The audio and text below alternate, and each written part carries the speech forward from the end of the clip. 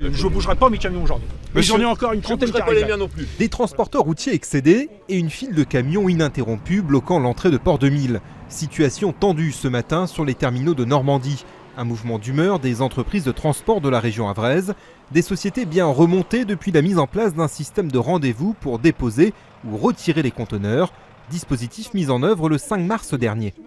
Au départ, ça partait d'une bonne intention, c'était fluidifier les trafics sur les terminaux.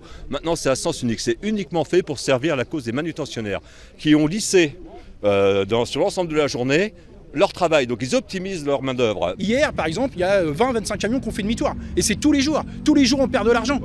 Moi, j'ai un camion hier soir qui a attendu 4h30 pour sortir une boîte. Au bout du compte, on ne lui a pas donné parce qu'on lui a dit bah non, c'est fini, on ferme la barrière. Nos chauffeurs, c'est pas du bétail. Ils attendent là 5-6 heures, sans boire, sans manger, sans rien. Et puis, tout le monde s'en fout. Selon les transporteurs, les dockers et les manutentionnaires ne sont pas assez nombreux sur les quais pour faire face au trafic. Mais pour les patrons des terminaux de Normandie, le problème est ailleurs. La saturation de ces derniers jours serait en fait due au brouillard de la semaine dernière, ainsi qu'à la grève de mardi.